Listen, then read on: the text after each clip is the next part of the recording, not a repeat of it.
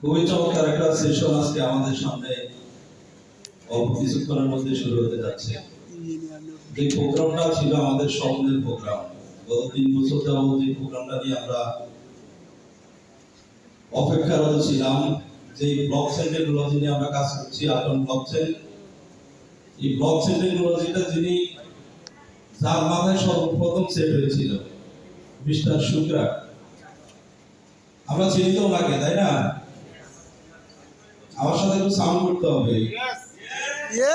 বক্তাদের মতো হবে না। দেখি তো একটা তালি দেন তো জনি স্যার উদ্দেশ্যে। তালি দিলেন না জোড়া তালি দিলেন? এতক্ষণ যা দেখছি জোড়া তালিও না, মানে এই তালি দেওয়ার জায়গা নাই। এরকম কিছু ছেড়ে আছে না যেখানে তালি দেওয়ার জায়গা নেই, এরকম তালি হয়েছে। দেখি তো এবার একটা তালি দেন তো। জনি স্যার উদ্দেশ্যে বলছি, একটু মনে করছে। দেখি তো সবাই সবার উদ্দেশ্যে একটা তালি দেন তো।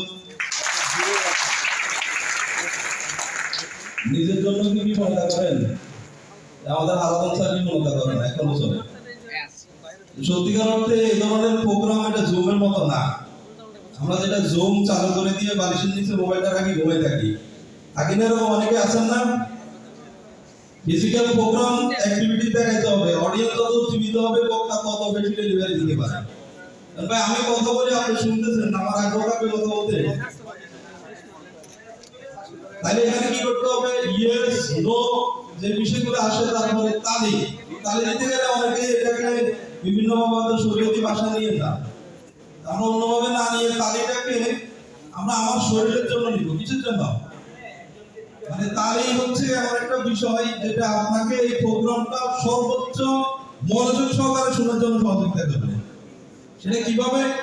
আপনি দেখবেন দীর্ঘ সময় বসে থাকলে আপনার মেরুদণ্ডে ব্যথা হবে, এগুলোতে জ্বালা পড়া করবে, আপনার ঘাড়ে জ্বালা পড়াগুলো কেটে যাবে। আমাদের হাত এবং পায়ের তালু হচ্ছে মেকানিক্যাল সার্কিট, আমি প্রত্যেকটা প্রোগ্রামে বলি। আপনি এখানে যখন দেখবেন আগের দিনে মানুষ অজ্ঞান হলে কি করতো? হাতের তালু পায়ের তালুতে সরিষার তেল, অনেকে এটা বালা তেল কয়, আছে না এরকম? তেল লাগাই কি অনেক জোরে বর্ষণ করতো, তখন ওই অচেতন ব্যক্তি সচেতন হয়ে যেত, জ্ঞান ফিরে পেত, তাই না? তাইলে আপনি যখন তালি দিবেন আপনার বডির প্রত্যেকটা অর্গান অ্যাক্টিভ থাকবে, আপনার ঘুম আসবে। দেখি তো সুস্থ রাখার জন্য একটা তালি দেন তো।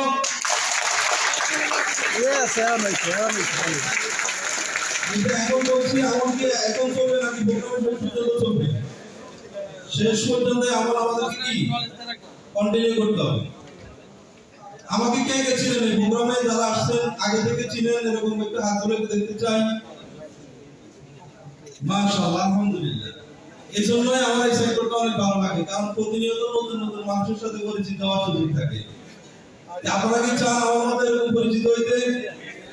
জনি স্যারকে কে কে চিনেন? দেখি হাত তুলে বলুন তো। মাশাআল্লাহ, ফুল অডিয়েন্স। তাহলে এই কাজগুলো আমাদের কি করতে হবে? বেশি বেশি কি করবেন? দাওয়াতি কাজ করবেন। কি কাজ করবেন? দাওয়াতি কাজ করবেন। এই শব্দটার সাথে অনেকে পরিচিত, যারা বিশেষ করে ইসলামের দাওয়াত দেয়, রাইট কি না? অনেকে এভাবে বক্তব্য দেয়, দাওয়াত থাকবে তো দিন থাকবে, দিন থাকবে তো দুনিয়া থাকবে। দাওয়াত থাকবে না, দিন থাকবে না, তাইলে দুনিয়া থাকবে না। Yes or no? তাইলে এই যে দাওয়াতি কাজটা আমরা করি, দাওয়াতের মধ্যে একটা বরকত আছে, এটাকে আমরা বুঝি।